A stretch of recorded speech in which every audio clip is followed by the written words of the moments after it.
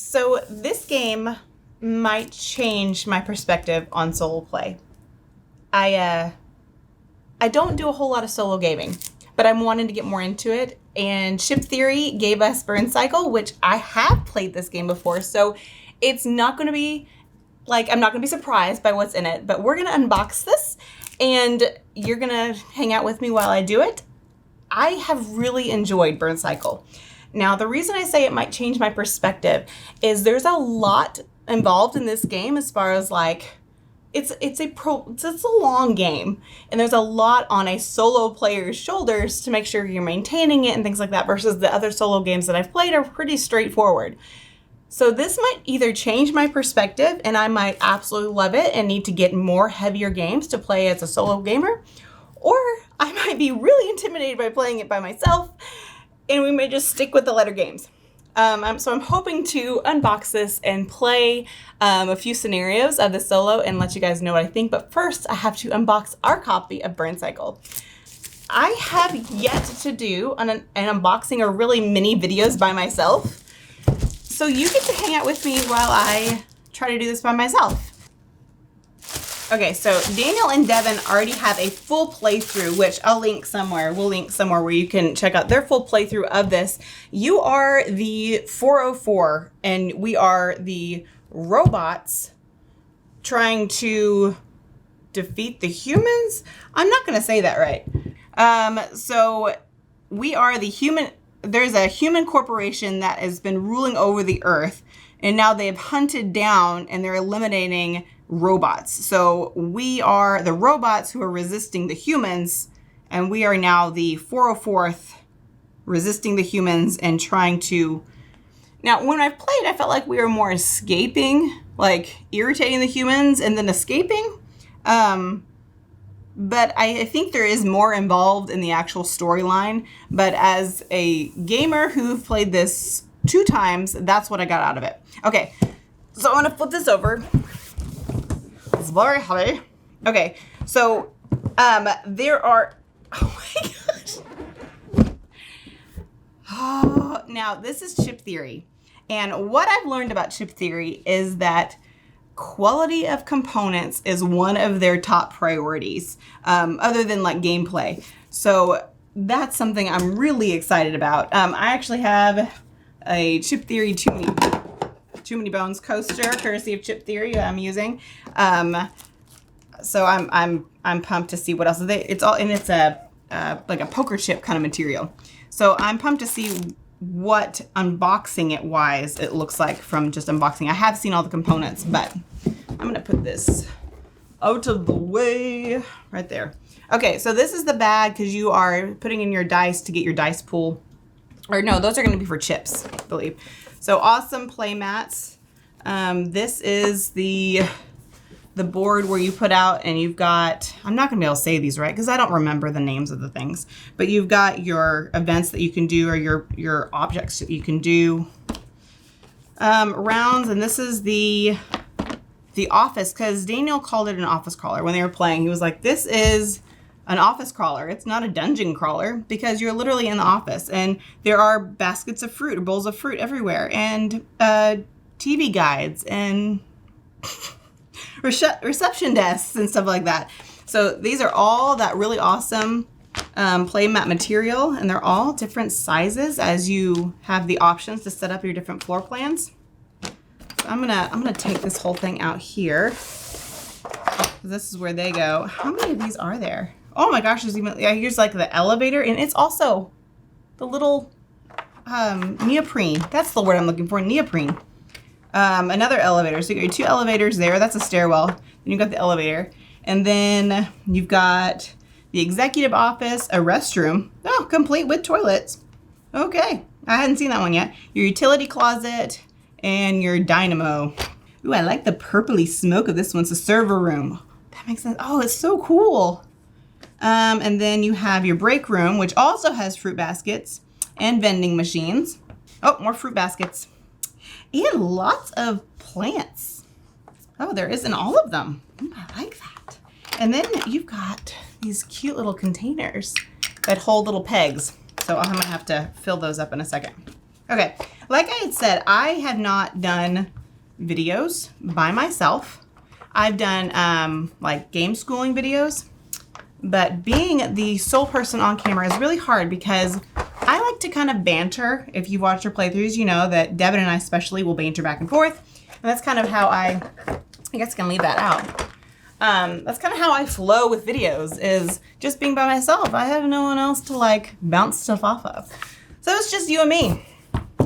So we've got the Burncycle. This is the floor plan, which tells you how to set up depending on which mission that you do. So you've got your reference or your rules reference, and then you've got your learn to play. Okay, so floor plan. So you've got the different human bosses, I think is what they are. And then need chain is one setup. And it looks like, yeah, this one has 3 floors. So you've got the first floor, and then once you complete what you need to do on the first floor, then you reset it for the second floor, and then the third floor. What's really cool is how they have it set up. The elevators and stairwells go up, like they stay in the same place. So don't move those, just the rooms move around because those go up. I thought that was really cool too. So you've got one office building, then you've got the ocularity. Whew. And that has 3 floors as well. And the how to play walks you, and it's got everything that's in the box, bunch of chips and dice, because you are creating your own dice pool throughout the game. So here are the player mats, the awesome neoprene. I love the colors that they chose.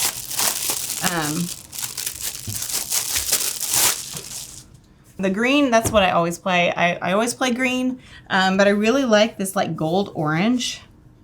And then you've got purple, and then this yellow. It's almost like a not lime, but it definitely has a very bright, stark yellow. These are like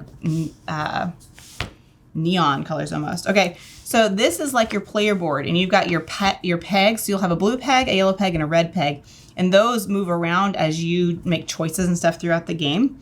And then you put your robot, if you're seen, you put a special chip on where you've seen. Then you have extra dice that you can put here. And then you've got your robot player sheet that you put underneath here.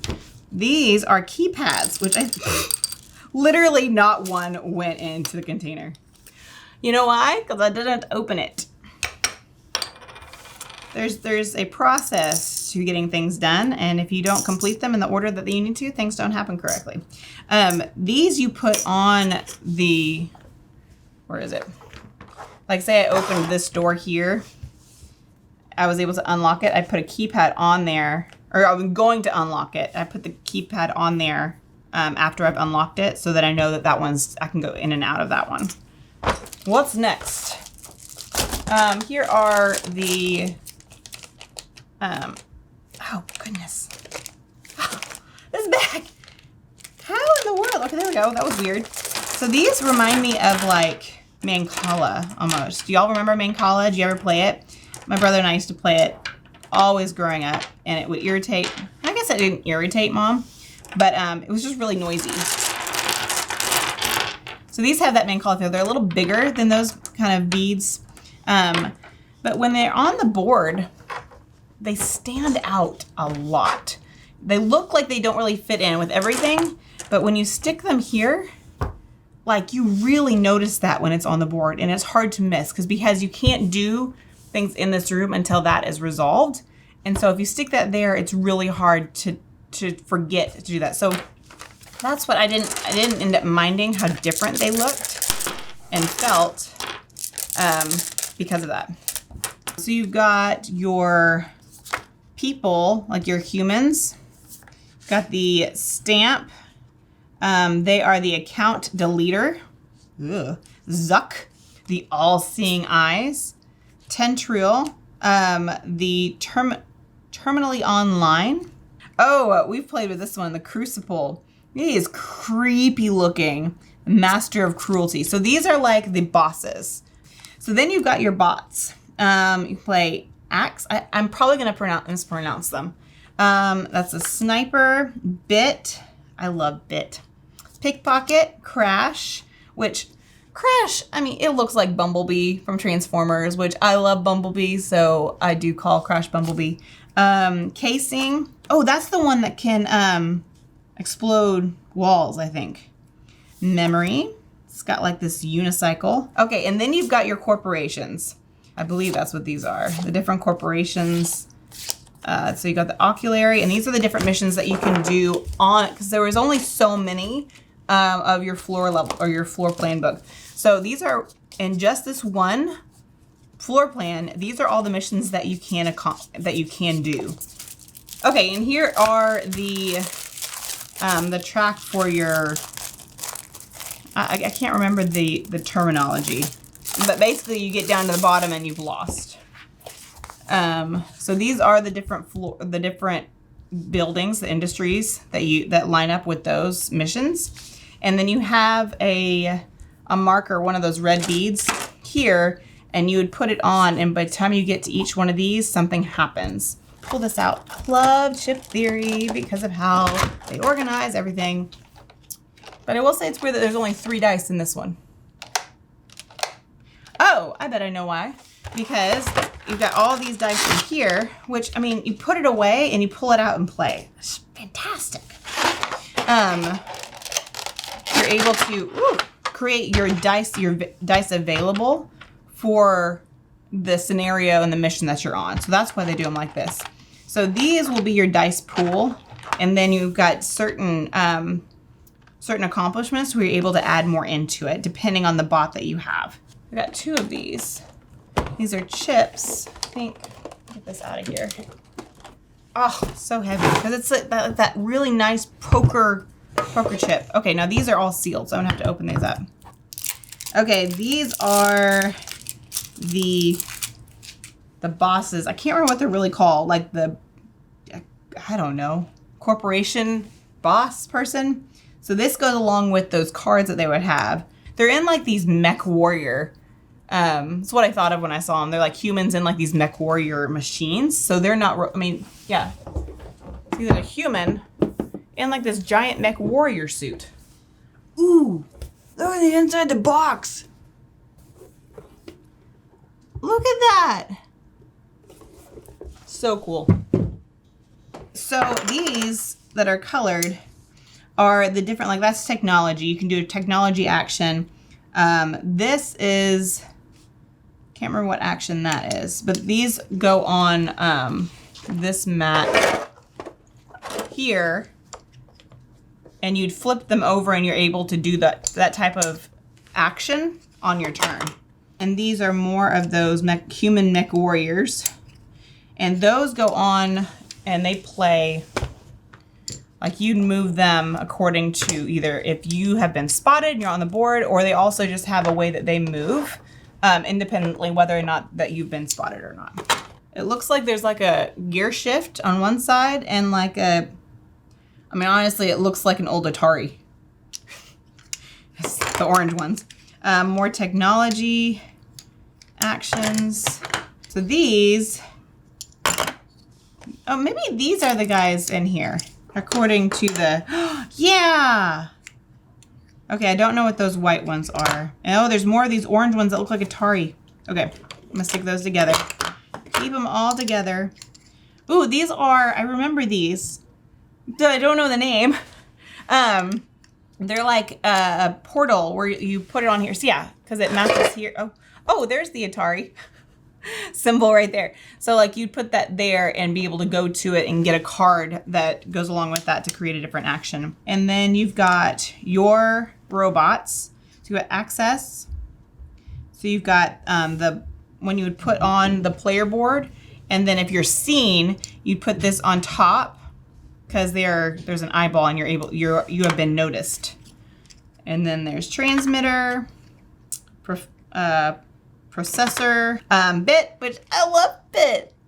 It's so cute. She's adorable. We did look up because we were calling the robots he's. And we learned that all of the robots identify as female. So, all right. So this one, there are dice that go in here. And then the red pegs that I had before. They're in here. They move around in here. I cannot remember what they're called. But and then depending on what corporation, you would put in that network boss there. And the whole point is that they're trying to keep the robots from being able to network because they all communicate via the network. So they're trying to get into the network and confuse the bots, jamming their communications and things like that. So that's what these people do in there. I should have left this open.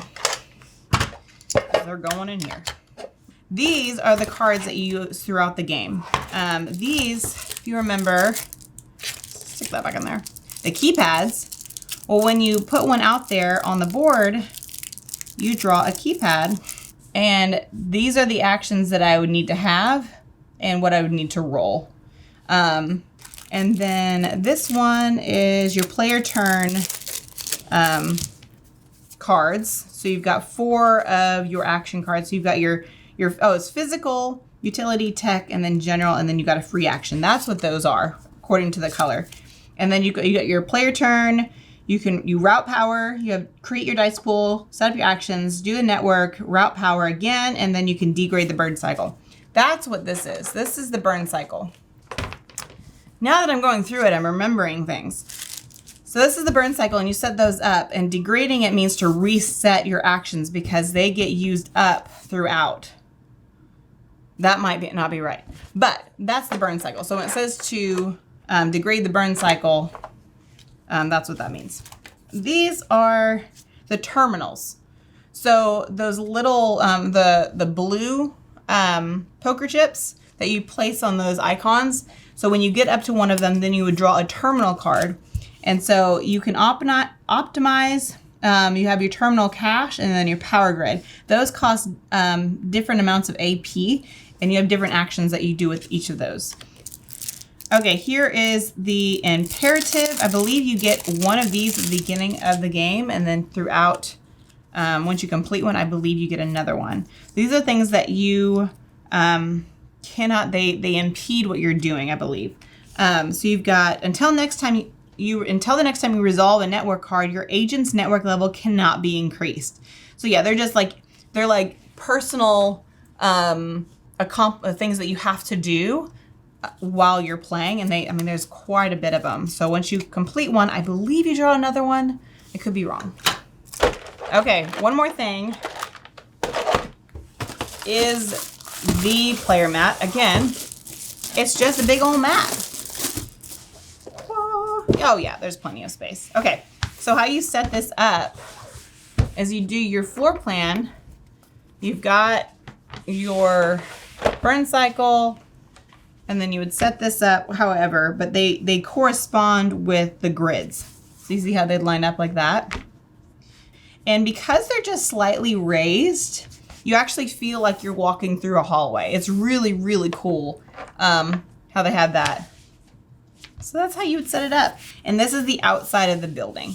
So if you start on one of these that show this action symbol, you would get that when you start your turn. So you start with different actions that you can do according to those little poker chips. So that's pretty much everything that's in the game. I need to figure out how it goes back into the box. So we're gonna try that. I'm not very good at keeping it tight, and the sides are, oh, I did it. I did it. Perfect. Okay, so I don't remember what goes where. I think these go right there. I know this fit there. I believe the key, did that go there? There we go. See, I need you guys, that's what's nice when I do these stuff live, is I can look at the chat and you guys can like direct me as far as where things go. Okay, I think I need to put these in one at a time. We got the empty one, the almost empty one. I'll probably reorganize those after I'd played a few times to figure out what plays best, or what place is best for these. Okay, the cards, it looks like they would fit here, do they? Perfect. And then, let's see, these, looks like they would go here, the player mats also look like they would fit there. Let's see. Do they? Nice. Then like that. Oh wait, no. Because that would go here.